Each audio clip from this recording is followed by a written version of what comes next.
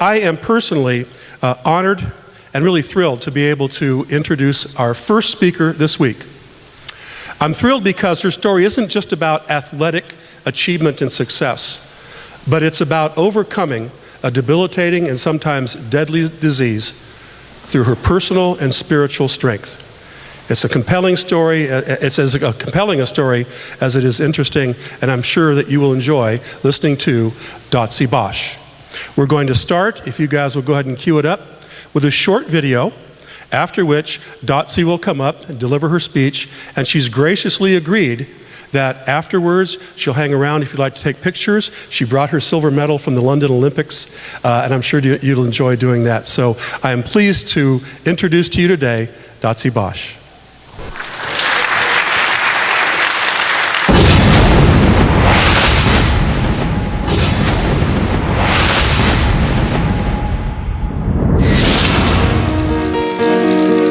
There's nothing easy about a fixed gear bike. No free wheel, no coasting. There are no brakes and no easy way to stop. Yes, Dotsie Bausch has a tough ride ahead, which is perfectly fitting because the ride to get her to this point was so much tougher. If a Hollywood producer came up to you right now and said, "Man, we've got to do the story of your life," how right now would you summarize your story? I guess the summary would just be from death's door to Olympian. It's hard to know if Dotsie chose cycling or cycling chose Dotsie. She wasn't looking for a hobby, she was looking for a life. A life that looked so promising, college at Villanova and a modeling career. Before anorexia first took her weight, then her will to live. It's a dark, nasty demon, and it takes hold, and there's no escaping. And it grew to a point where there was nothing else that I was doing in any capacity whatsoever during a day or a night that wasn't involved in that. Do you remember a moment when you said, "This has completely enveloped me"? When it had gotten that far, I wasn't able to nurture or have relationships or friends or work or hobbies, or just nothing is in your life, and that's completely taken over. So there aren't a lot of lucid moments. I mean, your body's starting to eat its own organs. There's a lot of really horrible physical things that are going on inside of you. So you sleep a lot, and you're depressed a lot, and you're not outside very much, and you're just not really engaging in the world at all. I didn't think about anorexia really as a disease until it hit home with Dotsie. Out of sight, out of mind, but when it hits home and it's insight, it's vivid. I have to say that I asked God several times, why? Why?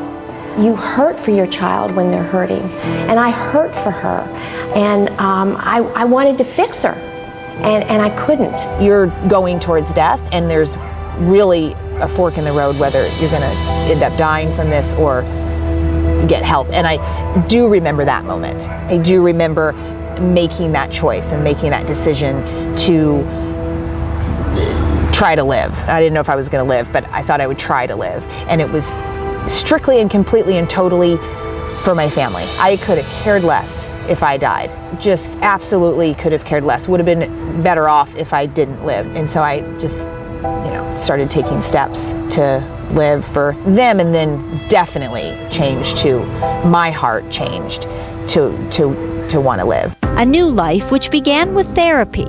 An exercise program which Dotsie was desperate to implement was put on hold.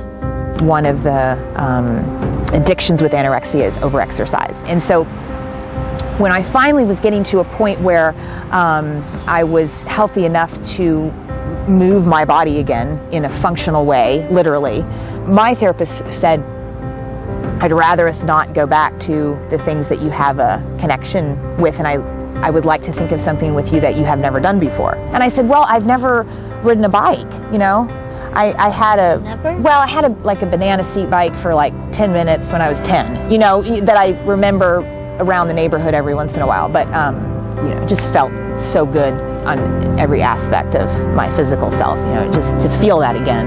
When did it become more than just a wonderful bike ride, more than therapy? When did it really become a love story?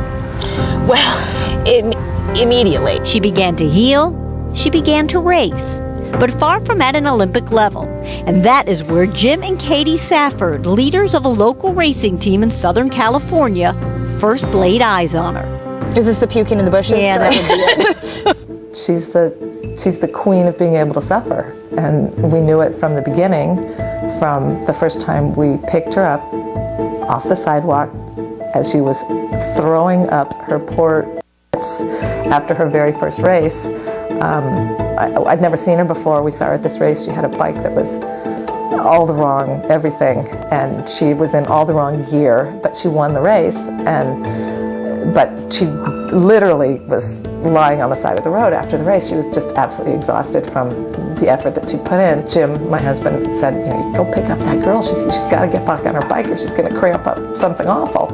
So I went over and literally put her back on her bike as she was crying and saying, I can't, it hurts, I can't. Got her back on her bike, and at that point, we knew that this chick could suffer. I'm sitting here thinking, man, great, all that suffering you did for all those years, and look at where it's gotten you. I'm wondering if that's where Oh your head yeah, goes I'm now. sure there's a big connection to that. Because now, I'm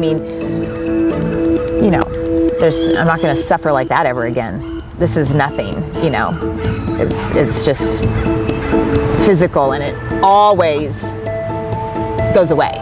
While the pain goes away, the drive to succeed does not.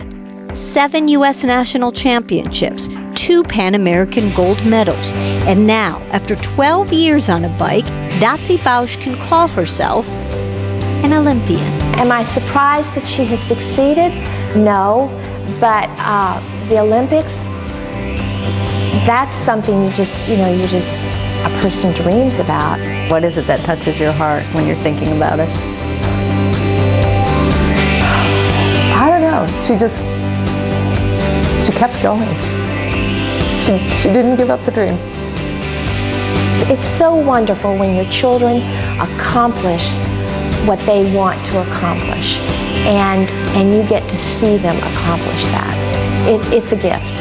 When all these young girls are looking at your daughter and hearing her story, what do you hope they get out of it? I think a lot of the people with these diseases need to come to the point of desire to get better. And if they're at that point, they need to believe, and I think Dotsie can relay this, they need to believe they can get better and they can triumph. That's what Dotsie's done. My whole life it's been like just this journey that just keeps surprising me. But it's not like the end-all be-all in the world. It's a well-known sporting event, and then it's going to end, and everyone's going to go home, and it'll all go away. And this I feel the most blessed about the process toward the Olympics is being able to talk to people like you, and so there's an audience of people that we're going to hit and connect with and help wrap our arms around them and help them walk the walk a little braver, a little more courage, which can save their life. And so she rides, not from her past or from her demons, but for her team and for her country. But most importantly, this woman who once had no reason to live races for the greatest reason of all, herself.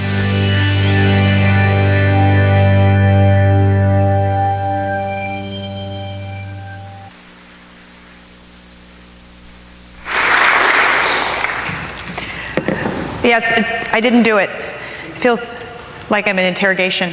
It's bright, isn't it? Can you guys hear me okay? We haven't really tested this out yet. Oh, that's so much better. Yeah. Oh man, I'm really, really thrilled to be here with you guys today. So thank you for having me, first of all. And the video that you just watched obviously gave you a window into my story. I was diagnosed with severe eating disorders, specifically anorexia, and then that went into bulimia in my early 20s. And I did go downhill very, very fast. Most of my hair fell out and my skin turned gray. My teeth were turning black. I had no life, no vibrance, no joy, just no interest in anything. I was literally dying inside and out. But my journey out of what I call hell and into my Olympic life was certainly a process, to say the least. And there are some takeaways that I'm excited to share with you today, because they were the ones that I feel were most important in my success at the Olympic Games, and they are barriers that I overcame. So I selected 4 topics overall to share with you guys. 3 of them specifically colored my journey, and I really want to share them with you because you are creating the avenues of opportunities for your athletes to maybe go after their Olympic dreams someday. And those 3 things are, number 1, success. It's true meaning and how it relates to the concept of joy.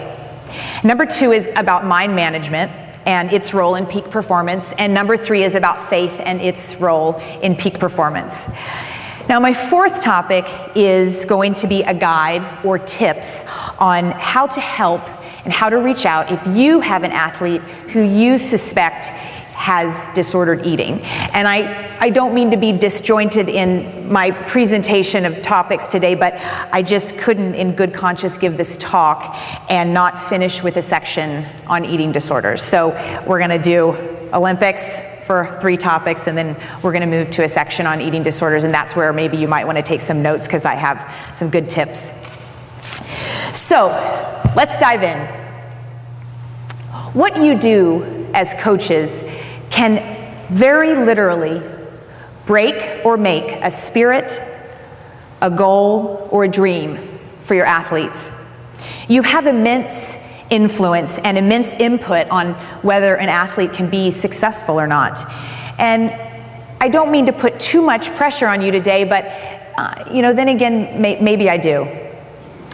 And don't worry, I'm not going to give tips on how to physically train any of your athletes, because I certainly wouldn't know square one on how to deal with track and field or how to train a soccer player or a swimmer. But I'm going to give you thoughts from a mental and emotional perspective, because what I do know is when it comes to sport, mental and emotional aspects are all the same.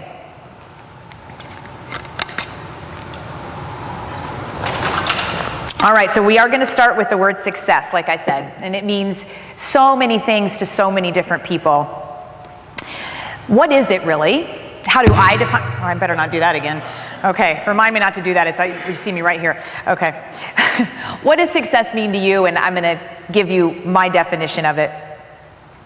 So the great coach who you all know of, John Wooden, his father, Joshua Wooden, told him growing up, you should never try to be better than someone else, but be your best self. And I'm aware that competition is really almost by pure definition, right? Comparing yourself to others.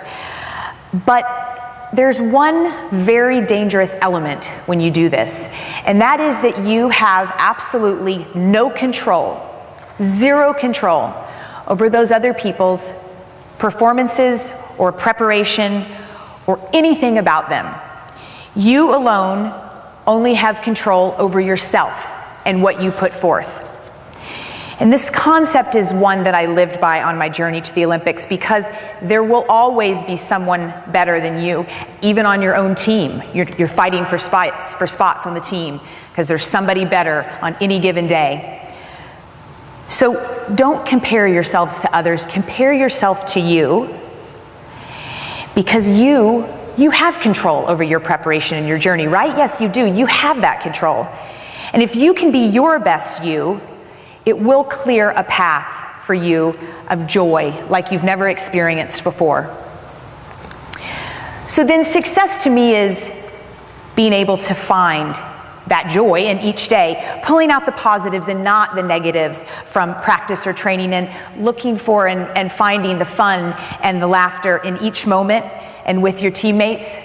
This will keep you coming back for more and more again and again, and create longevity in sport, which is, trust me, you don't know how old I am, but I'm old. This is what you want. You want that longevity. And if you focus only on others and not on being your best you, trust me, it's a joy stealer every time. So finding then that a successful journey is the destination, and the journey is really what makes you who you are. To me, I say the journey is the podium. After the 2011 World Championships, my teammate and I decided to do a little test or an analysis, and we got silver at World Championships that year, and we were excited about that. That was good. And we wanted to do a test to see how long the feeling of euphoria lasted from being on the world's podium. So that just feeling where you're just like floating on the clouds and you're completely euphoric and you are also experiencing some relief, but real pure excitement. So we did this analysis and we came up with 19 hours. That's how long it lasted for both of us, was 19 hours. And I will say the podium at the Olympics, that feeling lasted slightly longer, about 72 hours. It was about 3 days of floating on the clouds until we came back down to earth. So that's a true story. And so, wow, 19 hours, 72 hours, I mean, that's nothing, right? I mean, that's no time at all compared to the thousands upon thousands of hours of training for your sport. So the lesson then is, like I said, to try and enjoy that journey to the destination, because the end result and the feelings that are associated with it, right, that podium or that win or yes, we did it, if you focus solely on that and that fulfilling you and being the end all be all, you will be brokenhearted and disappointed every single time, because 19 hours, I mean, I don't know if you could say a week, but that's not long enough. So this is where I really see you as coaches being able to come in and make an awesome impact on your athletes. We athletes, especially ones at the high level, I think of us a little bit like dogs with our coaches. We're literally waiting, and we're standing there with bated breath waiting for your next thing you're gonna say to us and the next thing you're gonna give us. And if you say jump, I'm gonna jump, and I'm gonna say how high, and I'm gonna do it, and then I'm gonna show you that I'm the best jumper that you have ever seen in your entire life every time. We're really waiting for you to give us that guidance. And I think sometimes it seems like to coaches like athletes aren't, and it's good to remember that there's a lot of athletes out there that are tremendous actors. So if your athletes seem disconnected, they're not. They're dying to please you. So I'm going to give you 4 things that I think will help your athletes to find success in their journey and enjoy their journey. So A is going to be celebrate the little victories. This is how that your athletes will begin to learn to enjoy the journey, by you helping them see the upside and the positive side from even the most dreadful, hardest days in practice. You want to find a little attainable victories for your athletes, and you want to point them out to them, and you want to communicate them to them. B is going to be to set smaller, attainable process goals for each day at practice for your athletes. And it just can be 1 or 2, and I would suggest just 1. Make it simple, not 10, but just 1. Because this literally removes that dark cloud that is looming over you, which is the anticipation of the event. And the event could be a month away, but it could also be 6 months away.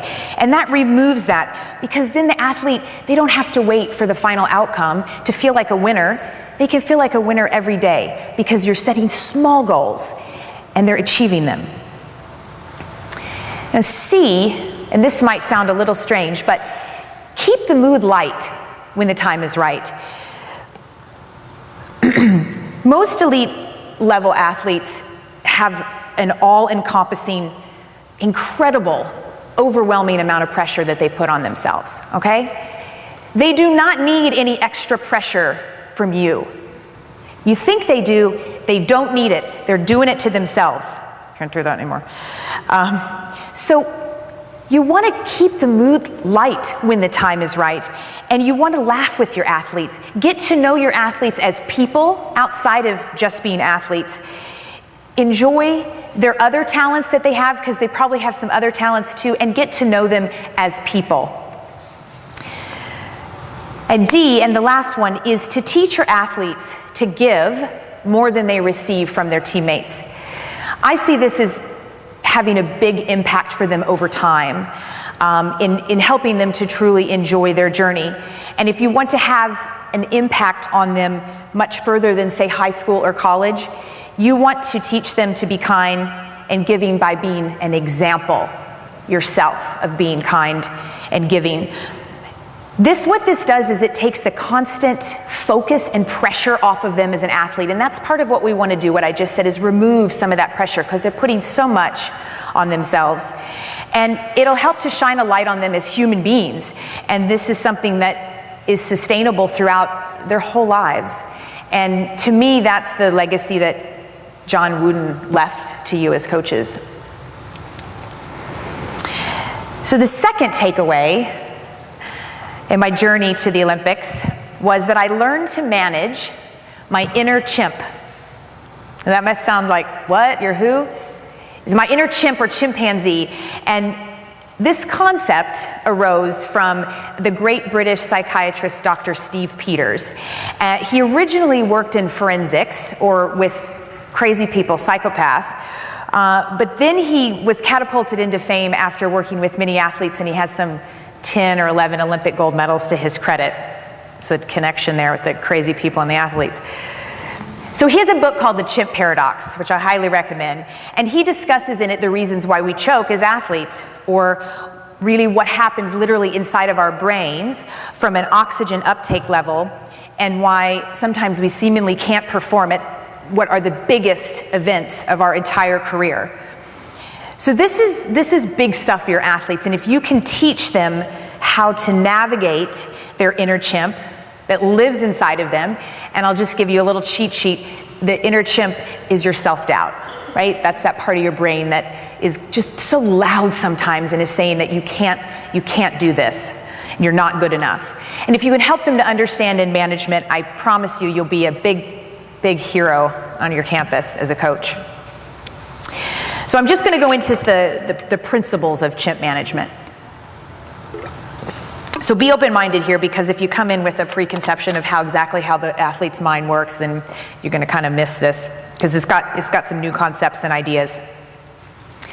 We start with a little bit of science. We have actual scans of the human brain where the humans are awake and they're in these scans, and we can see the oxygen actually literally being picked up in certain parts of the brain depending on what the person's thinking about or what they're doing, and it's the parts of the brain light up with little red lights where the oxygen is. And so we start out with the brain in a fetus in development, and we start out with two areas of the brain that do most of the thinking, and we have the limbic system, and that's right in the center of the brain. It's 4 times larger in women than men. It's used in decision making, and women, right, there's so much information coming in because we can handle so much more that then it's hard to make a decision, right? But the men, don't get smug yet, men, because it's so small. For you guys, it's really small, that you haven't got a clue, right? Making a decision either. So then we have the frontal part of the brain right in front of the limbic system, and it's much larger even than the large part of the women's, and that thinks most logically. And no, man, yours isn't all huge up here thinking all logical. It's the same size as the women. So we have the 2 parts of the brain that do most of the thinking. One in an emotional way, like I just said, and one in a rational, logical way. And I'm going to split it up into 6 brains total. It's really 15, but we're going to keep it into the 6 main brains total in our mind. And to articulate this, I want to paint a scenario for you. So let's say somebody has made a remark about you, that you are stupid and you're incompetent and you're completely worthless in your job. What do? Okay, here we go. Brain number 1 says, kill them. Done. And I want you guys to think, as I go through these 6 brains, just in your own, what part of these are emotional and what part of these sound rational to you, just kind of for yourself. So brain number 1, right says kill them. Brain number 2 says, no, wait, before we kill them, let's think of the consequences. Now, brain number 3, that's the guilt track, okay? This completely absent, totally absent in psychopaths. And it says, wait, before you do anything, let's just think about this a little bit more. It has guilt associated to it, and it's easily persuaded, brain number 3. Brain number 4 is logic, complete logic, and it says, give me the facts and the truths and the figures, and I will make a logical decision on whether to kill them or not. Brain number 5 is compassionate, empathy. It says, let me talk to them, and we can certainly figure this out. And brain number 6 says, let me give you the facts from my memory bank, right, on what we've done in the past in these situations. And so brain number 6 is historically driven. And of course, that could be emotional or logical depending on your history. So this is a little bit complex. And so to break it down, these 6 brains, I'm going to put them into 3 teams. And the 3 teams are, you're going to have your chimp. I already gave you the cheat sheet on that. That's your self-doubt. Your human. That's who thinks logically, and your computer. So the chimp is your emotional self, the one who's all about survival, all about saving itself, all about its own feelings, and it's extremely immature in thinking, and that's important to remember for later. Your chimp is very immature in the way that it thinks. The human is your logical self. It's the one who does not lie to you at all. It operates solely and completely on truth and logic. And the computer is just the backup system for all of this, and it says, give me information and I will run your life for you.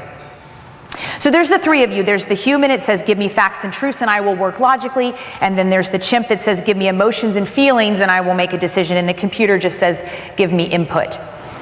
So the question is, how do we rely solely and completely on our human and not our chimp as an athlete? Because in addition, the chimp does think at about 5 times the speed of the human, and it makes irrational choices, as I mentioned, so that's a really bad combination. So I'm just going to paint a few scenarios on how I managed my inner chimp and used my human only to be successful at Olympic Games.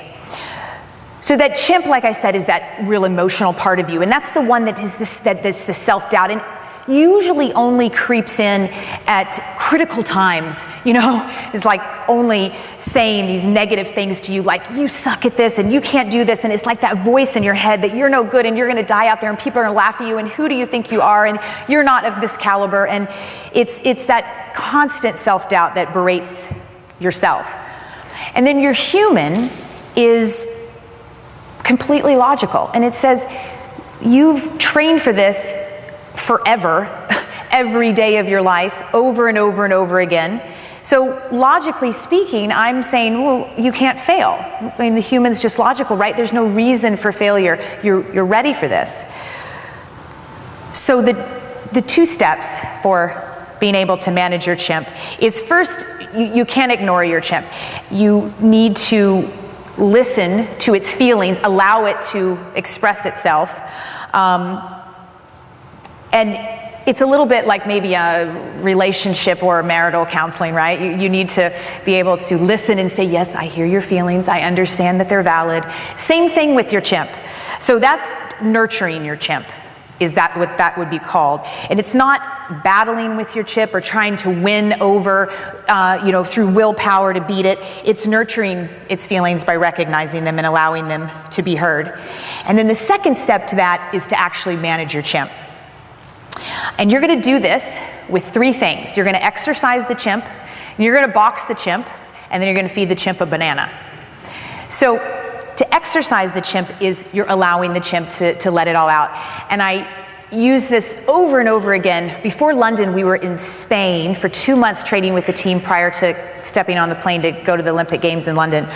And my chimp was all sorts of loud and obnoxious at all sorts of different times. We were coming down to the final selection for the team of who would ride in London, and team sports, you guys understand this. So it was almost like every day felt like a competition. I mean, you're training, but you got to make the team. So my chimp was really loud in these scenarios. Sometimes driving to the velodrome, sometimes just in my apartment alone, and I would have to say to my chimp, okay, listen, I hear you, I validate you, I know that you have these feelings, but we're not going to listen. We're not going to recognize that right now. And that's called boxing your chimp. Because once your chimp feels nurtured, then your human can then talk to your chimp in a very logical and measured way, and the chimp will accept it. And so right before we were in London, and right before we were leaving for the qualifying ride, and I'm in my apartment in the Athlete Village, and I'm doing pretty well, but I've worked a lot on this model, but my chimp's kind of starting to go, I don't really know if you're gonna be able to do this, I don't really think we should go, let's escape. And I had to literally have a conversation with my chimp and say, listen, you are not part of this anymore. If you do not behave yourself, I'm going to leave you here. You're not going to get my backpack. You're not going to the velodrome. And people are paying a lot of money for these tickets, and you have the hottest seat in the house. And if you don't behave yourself and shut up, then you're not even going. You're not even getting to go to the big show. So the chimp's like, oh, okay, we're going to let the human take over here. And the chimp ended up, yes, getting to go. When I got there to the velodrome right before competition, talked a little bit more, and that's when I said, that's when you have to feed the chimp a banana, because sometimes it's so loud and there's so much noise in your head, that self-doubt, you have to give the chimp a diversion, and that's the banana. And I said again, here's the banana, eat the banana. You may not derail my logic. My logic says that I have trained for this every day. I could not be more ready, and there's no sense that I won't be able to go give the performance of my life. And because of that inner chimp management and that shutting off of the self-doubt, I was able to go perform the 3 best rides literally that I was capable of in my entire life. So my third topic has a little bit of chimp and human characteristics in it because, of course, God did create our very so complex brain. And this is to have faith in God and the plan that He has set out for you.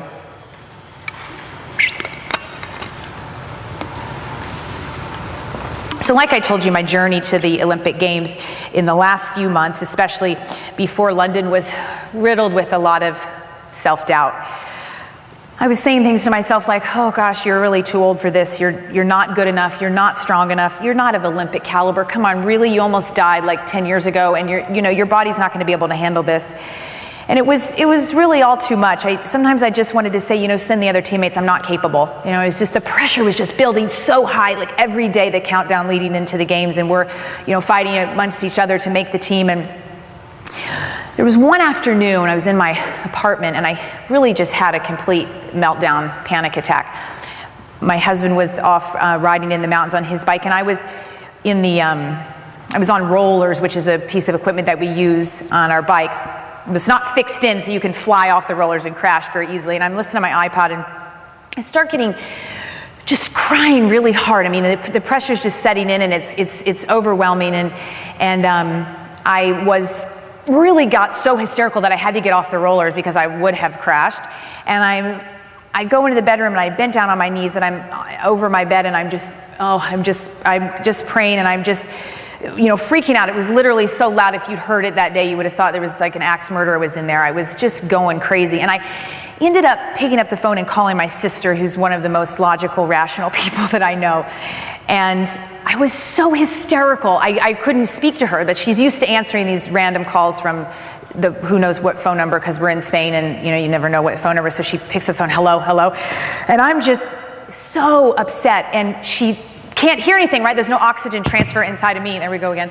And I'm going, she says, Dotsie, and I'm like, just so hysterical. And she's like, oh, yes, it's you. Because here's where I admit that this may not have been my first phone call to her like this in this last couple months. So she just said to me, she said, man, Dotsie, you have got to stop this. You have to stop, and you need to trust. You need to trust God, and you have to trust that His process is laid out for you. And we kind of continued talking, and we were focusing a bit on some of the studying that I had been doing of the Bible those 2 months, and some very specific quotes that I was clinging to. But I was clinging to them, but I wasn't listening to them. They weren't resonating. I was saying them over and over again. But she said to me, if you don't stop this, you're going to lose all the joy and the wonder of the journey that you've created, right? You're ruining it. So we went over some of those quotes together, and there's just a few, but I wanted to share them with you guys because as I really went from clinging to them and listening to them to actually let them resonate, they're very powerful. So the first one, and you guys might know Jeremiah 29:11, "For I know the plans I have for you, declares the Lord, plans for welfare and not for evil, to give you future and a hope." And Isaiah 41:10 says, "Fear not, for I am with you. Do not be dismayed, for I am your God. I will strengthen you and I will help you. I will uphold you with my righteous right hand." Psalm 32:8, "I will instruct you and teach you in the way you should go. I will counsel you with my eye upon you." And my favorite, Deuteronomy 31:6, "Be strong and courageous. Do not be in fear or dread of them, for it is the Lord your God who goes with you, and he will not leave you or forsake you." So in those extremely troubling times in Spain, I really had to stop and I had to listen. And not only just listen, but I really had to believe that God had a plan that was written out for me before I was born, and that if I trusted that plan, then really nothing could go wrong, because the plan's already written. So believing in that plan, and I truly did, and knowing, right, that God has my best interest at heart, and kind of whatever is going to end up happening, whether victory or defeat, whether we get last place or gold or anywhere in between there, he's going to teach me valuable lessons, and I'm going to be able to use those to give back after the Olympics are over. So I was able to then just go in peace and have the most incredible performances of my lifetime, and really like never before. And I think that he put all those struggles in Spain for a reason there, because like never before at any other competition, and I'd done world championships and world cups and thousands of races, I was really at peace at the Olympics to go out and be my best me. It was really there, which is, you don't hear a lot of people say, because it's the craziest, most stressful environment that you can imagine. So here is the part where I promised you I would shift us kind of straight off of our axis, and we're going to go into some tips and ideas on how to help your athletes if you fear that they might be struggling from an eating disorder. So we're going to leave the Olympics and come into this subject. And I'm certainly not going to give you a full and complete education on eating disorders and how they start and how to recognize them and the multitude of reasons of how we get them, because that would take forever. But there is amazing, magnificent resources out there, and one of them that I love is if you go to the National Eating Disorders Association website, or NEDA.com, NEDA. They have a toolkit that you can download that is specifically called the Coach and Athletic Trainer Toolkit. Is like written for you, and it's quite long and quite detailed, but it's just an amazing resource. So as a coach or athletic trainer, you play a very significant role physically and psychologically in the health of your athletes, and I think I've established this today, how important you are in their lives.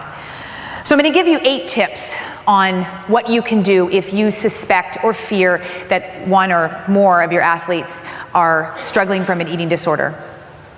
So number 1 is to truly recognize what I just stated. You want to recognize that enormous power that you have over athletes. Knowledge is power. Coaches very regularly, chronically underestimate the power that they have over their athletes. So know that, recognize it, accept it. Number 2 is to know your athletes. Be especially careful with athletes who are highly self-critical, have low self-esteem, or are very perfectionistic. They will often distort your comments into do what they think they need to do to please you. So these are characteristics of athletes who may be struggling from an eating disorder, or characteristics of eating disorders in general. So very, very, very careful of self-critical athletes and ones who are highly perfectionistic. Number 3 is you want to be very sensitive and aware of the secretive natures of eating disorders. Because athletes will try to hide their eating disorder, and you want to resist the temptation to look the other way when you think there's a problem. Resist that temptation. And this is especially true if the behaviors have not yet begun to negatively affect performance, because it can take 6 months, a year and a half for the eating disorder to start negatively affecting the performance, especially depending on the talent of the athlete. It can take quite a while. Because the earlier the eating disorder is treated, the better chance for quicker success. So resist that temptation to look the other way. Number 4 is when you do decide that you need to approach your athlete, you want to do it sensitively and in private, not out on the field, not in front of their teammates, and not in any kind of public environment. You want to be as direct with them and as straightforward as possible, and you can cite the evidence for what you're seeing, the disordered eating. And you can talk to them about, you can say something if you're seeing an impact on their own performance or their team's performance. But you really want to make sure that you're expressing concern for their health and well-being, because that's what matters, is their health and their well-being. And number 5 ties into that, and that's not to judge or criticize your athlete. And that seems like, oh, duh, right, don't criticize them to their face, of course not. But I oftentimes get asked, if I think a person or athlete has an eating disorder, what do I say, what do I don't say? What should I not say? And what you don't want to do is you don't want to criticize them, and you do not want to say to them things like, oh, you're looking really skinny, or you're too skinny, or you're too fat, or you don't look good, are you okay, or you're better than this, why are you doing this to yourself? So you don't want to berate them, you do not want to make any judgments, and you don't want to talk about how they look, because honestly that has nothing to do with anything at all. It's all in here. So just don't talk about the outside, the peripheral. Number 6 is you're going to encourage your athletes to seek treatment. I will give you an example of this in a bit, a literal example, but you want to encourage and support and be clear that treatment is available and they're not alone. This is a very lonely, devastating internal disease, and they need to know that they're not alone. And number 7 is you want to be as cooperative as you can with the athlete's treatment team. Many times the best approach with an eating disorder is a collaborative approach. So you have a physician or a health practitioner and a therapist, dietitian, nutritionist, but you're the one they trust, right? They don't know these people yet, and they're not trusting them yet. They trust you, and you're the one who has helped to guide them anyway. So you want to make sure that they feel that you've got their back. And number 8, and I see this as the most important because I think this will kind of really illuminate how to most help your athlete. You want to treat the eating disorder as you would a physical injury on the team. So say a torn ACL or a broken bone, instead of viewing it as an emotional issue, you want to explain to the athlete, I can't let you practice until you're healthy, right? You're not going to let somebody with a torn ACL run wind sprints. That's stupid. So you want to talk to them and say that I want you to be healthy. You want to ask them what they need from you, what might be helpful in their recovery. Questions are great. What can I do? How can I be on your team? How can I help you? And you want to be as sensitive, of course, and really understanding, really listen to your athlete when they're speaking to you. I found a paragraph from a college athlete in a weight-restricted sport. It's rowing, and she gives a very clear example of what could have helped her with her eating disorder so much earlier. She was in college. She was suffering from a severe eating disorder. She was very sick, she was going downhill very fast, and no one said a word. Nobody did anything. Nobody reached out to her.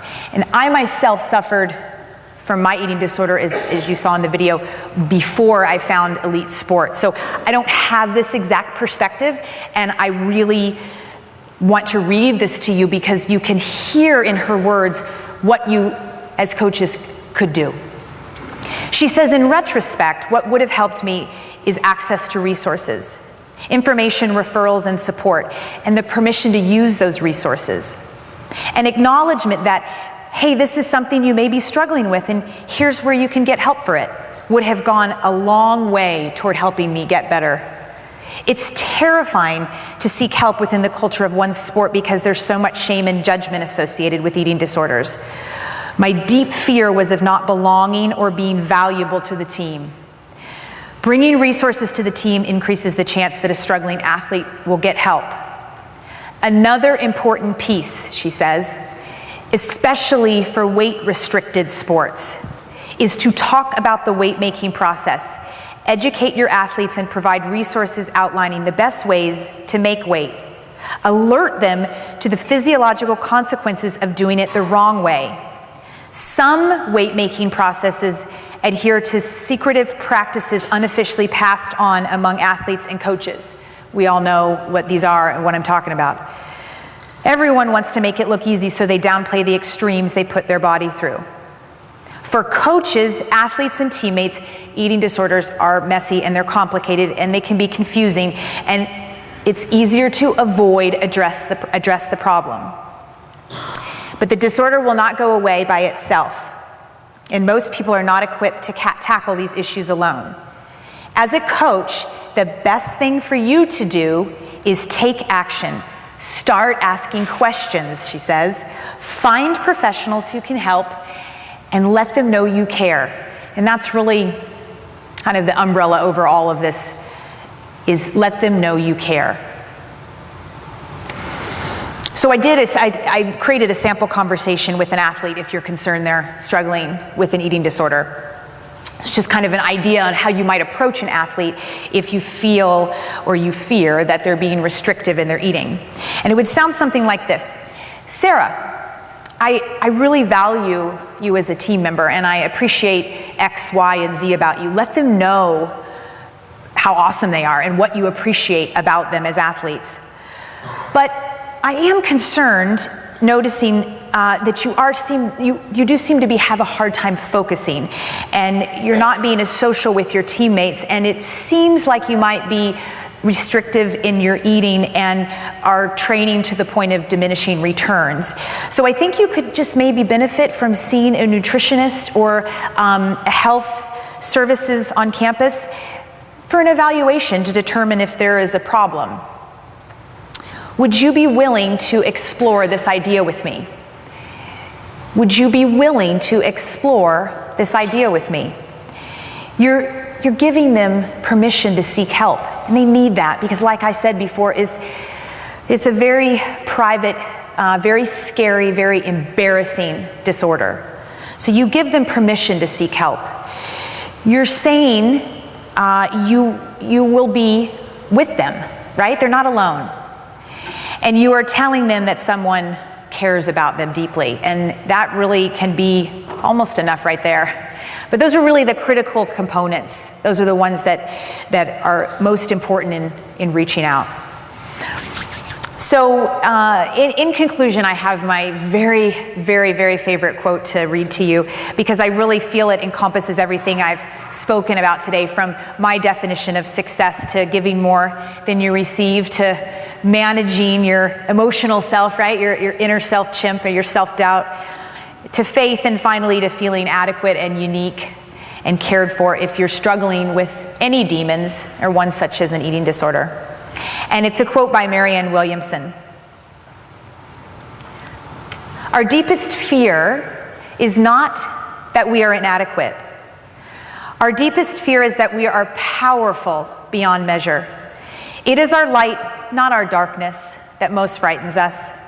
We ask ourselves, who am I to be brilliant, gorgeous, talented, and fabulous? Actually, who are you not to be? You are a child of God, and your playing small does not serve this world. There is nothing enlightened about shrinking so that other people won't feel insecure about you. We are all meant to shine, as children do. We were born to make the manifest of the glory of God that's within us. And it's not just in some of us, it's in everyone. And as we let our light shine, we unconsciously give other people permission to do the same. As we are liberated from our own fear, our presence automatically liberates others. And as before I leave you guys today, I'd like to dedicate this verse to you and to yours as you traverse the next weeks or months or years with your athletes. And that is, again, Deuteronomy 31:6. Be strong and courageous. Do not fear or be in dread, for it is the Lord your God who goes with you, and he will not leave you or forsake you.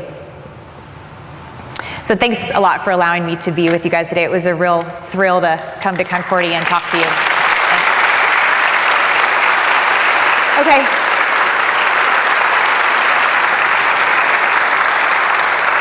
Oh, and also real quick before you start, I forgot, one of the really cool things about being a professional athlete is you have awesome sponsors. And when one of my nutrition sponsors found out I was talking to you guys, I have presents for you. They're down here. We can do it later with the medal, but I have lots of presents, good nutrition presents for you. So don't let me forget to give those out. Thank you, guys. We have some time for some questions if you're willing to answer them. We have a microphone. If you've got a question, please raise your hand. Dave will bring a mic around, and we will make sure that we give Dotsie the opportunity to answer some of your questions. Please, anybody. What sports do you like? It seems to be like a very well-rounded person. What sports were you involved in high school, athletically? Nada. I know, it doesn't make any sense. No, I mean, I grew up in Kentucky and I grew up horseback riding. So, but the athlete was more the horse than you. And then I went to college and that was too much fun. So I partied and I didn't find cycling until 26. So I'm a late bloomer. Went to the Olympics at 40. 1, 2. I mean, it is what it is. It's how it happened. Thank you for that great question. Next question, please. Raise your hand.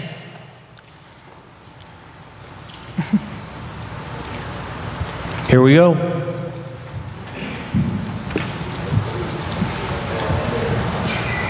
Right over here. Who had the question?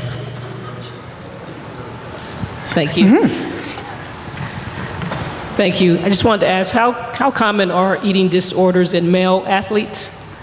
They're a lot more prominent than they seem to be. You know, as I was describing during my talk, is a very private, very embarrassing disorder for women. So you can imagine, because of the way that our society kind of looks at eating disorders, and they have a really hard time understanding them, because it's always like, maybe just eat a cheeseburger, like what's going on here, what's the problem? It's like nobody understands, and it doesn't especially seem like men should be suffering from them. So it's rampant. The research shows that it's rampant. So do be aware and watchful for your male athletes as well, and especially, of course, in the weight-restricted sports. Next question.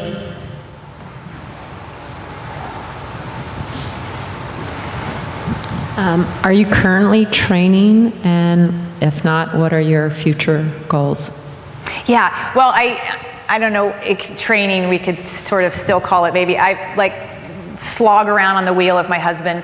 I definitely wanted to take a break post-Olympics, but I seem to be still on the break. So I'm not sure of my plans for Rio. I'm still in that place where you're deciding, but there are a lot of other things that I'm enjoying doing, and speaking's one of them. So I don't know. Dottie, who have been your heroes as you've gone through your life? My personal heroes? Oh gosh, that question's always so difficult to answer because I think so many people are looking for somebody that's, famous out there. But I think you guys know as athletes and, as coaches too, because there's a lot of famous coaches out there, that, who really affects you the most internally and who really helps you, chart your journey, and who you look up to are the people that are with you. I'm going to get emotional. My husband could leave, please. But my husband, I would have never, ever been able to go on this journey at 100 years old without him in those last years. Because, it was as an older athlete, the recovery is, so much more important. And my body was breaking down in all sorts of different ways those last couple years. And so he's one of my heroes. My parents and my sister are just rock solid, and it's those people that are my true heroes. Others? Hey, you look very good for 100 years old. Thank you. Between your college years and taking up the goal of being an Olympic champion or medalist, what did you do career-wise during that time, leading into those experiences after college? Yeah, well, as the video showed, right after college I was modeling for a couple of years, and then I got tired of that and moved into, my degree's in journalism, and I did an internship at a TV station and didn't love it like I thought I was going to, so that was a mess. So I went into production for commercials and music videos, and that's what actually brought me out to California from New York.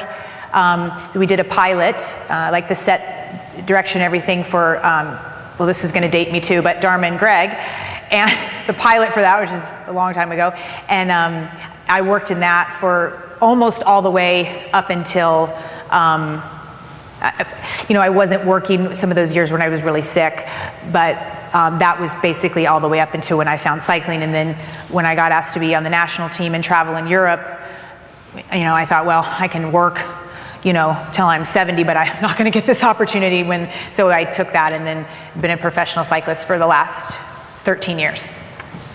Okay, here's one.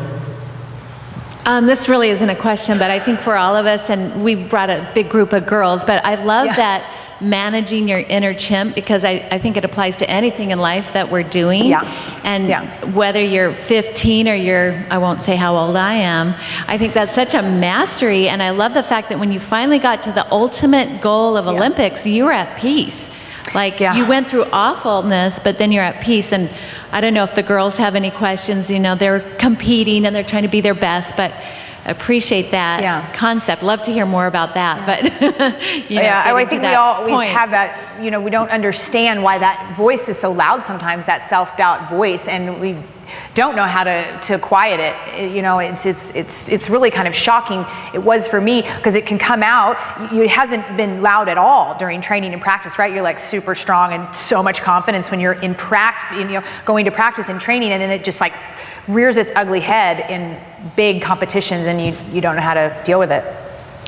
Gals down here, are there any questions for Dotsie? What would you say is the best way to deal with that? With your chimp when it comes out during a bad time? Yeah, well, of course I gave just a snippet of it. I mean, and this isn't, my idea. The book is great, called The Chimp Paradox by Dr. Steve Peters. So, it's this thick. So definitely, if you feel like getting it, it's amazing. But I use the whole process in all of his theories surrounding it. But really, just in a snippet, it's nurturing and then managing your chimp, which is just your emotional self, and allowing your human self, your logical self, to kind of rise to the surface and be in control of your emotional self. And it's really a dialogue between the two of them. We hear that voice in our head. Well, that's because there is one, and you are two people at that point. So it's allowing them to communicate and working on having your human rise up. And it takes practice. I mean, this isn't like, oh, okay, interesting, that's how you do that, and then you go do it. No, right? It doesn't work that way at all, or your chimp just goes batty. You have to, I practiced it and practiced it and practiced it for, many months. Mental training, right? One more question?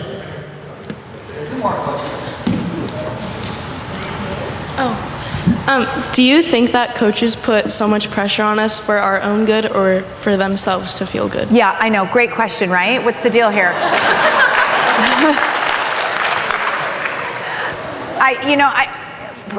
Probably a little bit of both, but probably more, there might be that feeling like they, to validate what they're doing, that they need to put that pressure forward. I've also run against, across coaches, there's none of them here today that are, they're insecure.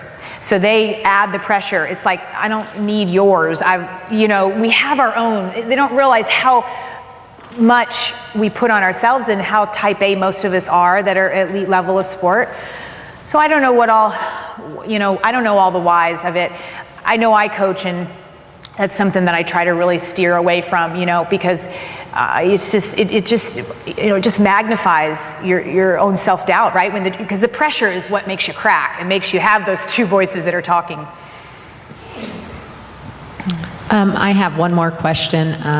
Speaking of eating disorders, I would consider nowadays like obesity to be, moving in that category. And I have a child that's struggling with overeating. Yes. And I want to know, since she is so young, and me being a coach and an athlete, and, I've got backpack checks now, like, come here, let me check your backpack, and I'm finding cookies and Starbucks, and right. I'm trying not to destroy her image and what she's going through as she's struggling right now. And what could you say to me as a parent for advice to help at this stage right now?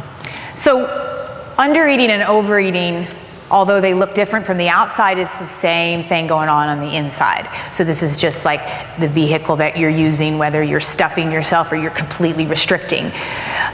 So what I would say is exactly similar to those 8 tips that I gave you.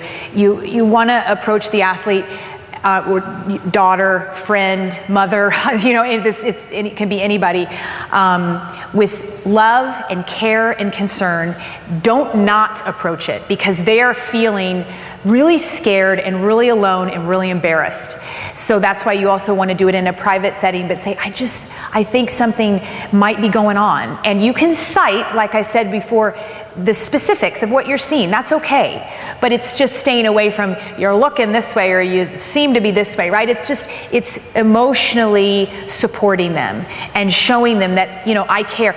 This is the important thing to remember. You didn't create the eating disorder. You're not going to fix it, right? They need to know, they need to want inside to fix it, and a therapist will help them through that, right? You're not going to be that person. You're going to be the loving catalyst to hopefully show them that there is a problem, or let it pull out from them admitting that there is a problem. So don't put too much pressure on yourself, right? Because you're not, like I said, you didn't create it, you're not going to fix it. But just let them know you care and you're there, because they also might not right then say, oh yes, I do actually, let's go work on this. No, that doesn't always go like that. They at least you planted a seed, and they know who to come to when they do want to deal with it. Here's one more. When you were with your eating disorder, sorry. I can hear you.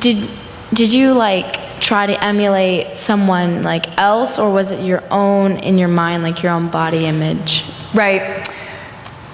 Well, it's not like you don't notice, all the propaganda out there. I think that it is, some of that seeps in and it permeates into your kind of overall thinking of what you're doing to yourself. But for the most part, it was, an internal battle, an internal destruction. I'm highly perfectionistic, and that was, and restricting food and not eating is really freaking hard, right? So you're you feel like you're getting a victory every day when you're not, eating this or that. And so,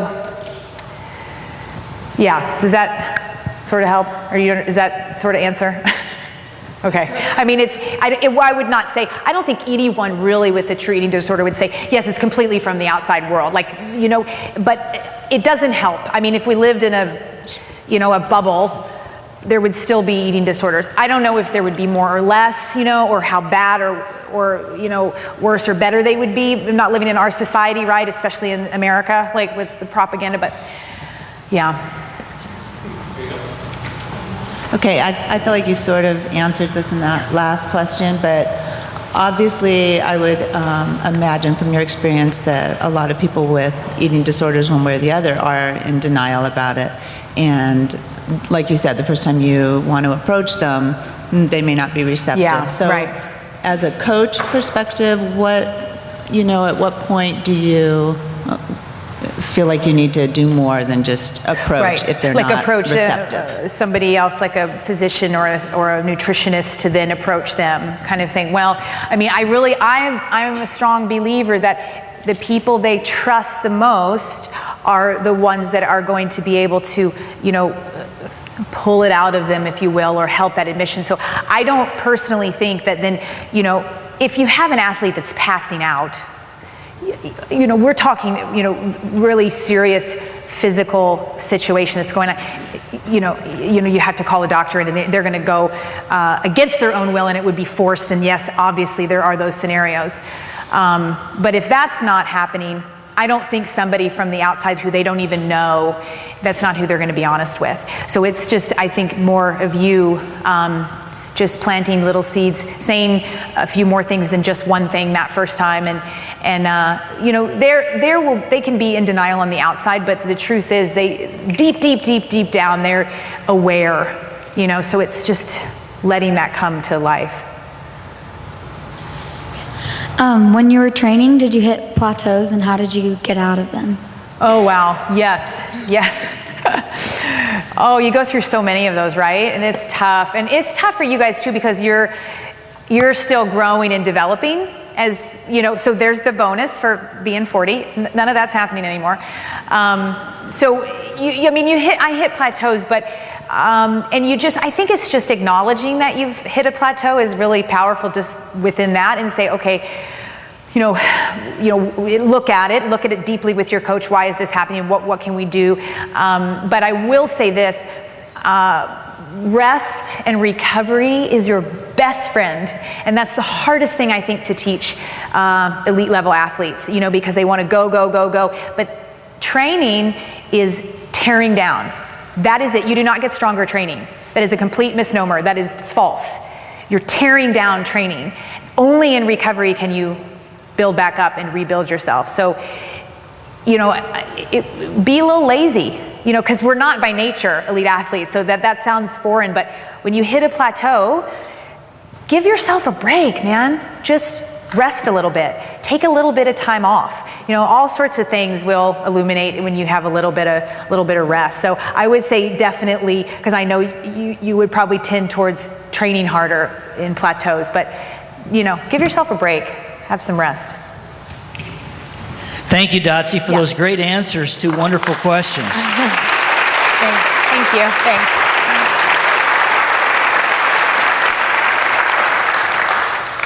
Dotsie, on behalf of the California Coaches Conference, and that's all of us in this room, we would like to thank you and honor you with our Legacy in Sport Award, Dotsie Bausch, an appreciation and recognition of exemplary leadership, dedication, and service. We honor you for your contribution to athletics. Let's have another big round of applause for Dotsie Bausch.